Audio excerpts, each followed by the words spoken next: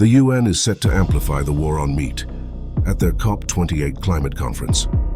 The UN's COP28 annual climate conference intends to put pressure on developed nations to reduce their high meat consumption. This is part of the effort to limit the global temperature rise to 1.5 degrees Celsius, as stated in the Paris Climate Agreement. The FAO states that the meat industry contributes heavily to the planet's destruction through methane and nitrogen emissions. This statement, however, is subject to debate, as research suggests livestock farming is in fact cooling the planet. FAO plans to create transformative change in the food industry, aiming to limit or eradicate meat consumption.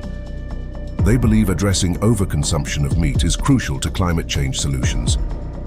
There's been recommendation for people to consume no more than 15.7 kilograms of meat annually, which is significantly less than the 127 kilograms the average American consumes each year. Some climate groups aim for more radical measures, such as completely eradicating meat and dairy consumption by 2030. However, achieving such aims would require forceful means, including shutting down farms. This has already been attempted in countries like the Netherlands, where the government planned to buy out farms to meet climate goals. These radical climate policies have severe economic and political impacts, as seen in Sri Lanka, which descended into unrest after banning chemical fertilizer and experiencing massive crop failures and high fuel prices. Health concerns arise due to the nutritional deficiencies posed by a meatless world. Meat, being a staple of human diet for thousands of years, contains essential amino acids not found in plant proteins. Climate activists propose the consumption of lab-grown meat and bugs as replacements for meat. But forcing such dietary changes would require creating food shortages, a potential threat already looming in Europe. Artificial food shortages could lead to death from starvation and nutritional deficiencies, which is a major concern. There's a belief among environmentalists that each individual's carbon footprint is detrimental.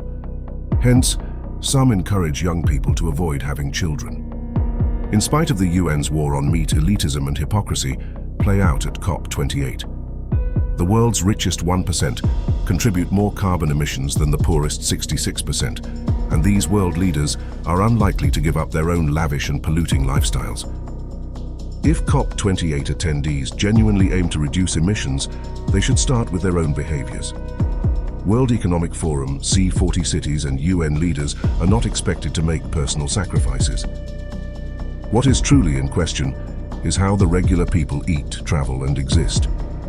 This is the major focus of COP28, revealing a harsh truth about the climate change fight. Make no mistake, this is not about climate or reducing hunger.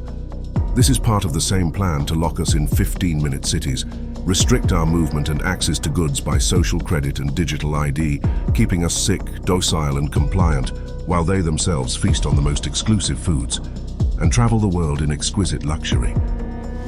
Beneath the climate discourse, COP28 reveals an enduring truth. The powerful dictate changes while continuing their indulgent, emission-heavy lifestyles unscathed. Despite the lofty rhetoric, the COP28 agenda serves more as a cover-up for the glaring double standards of the world's elite. Their extravagant lifestyles remain unchecked, while the common man is burdened with the brunt of climate change solutions. While the world's elite bask in luxury, the everyday people bear the weight of climate change initiatives, a glaring contradiction in the COP28 narrative.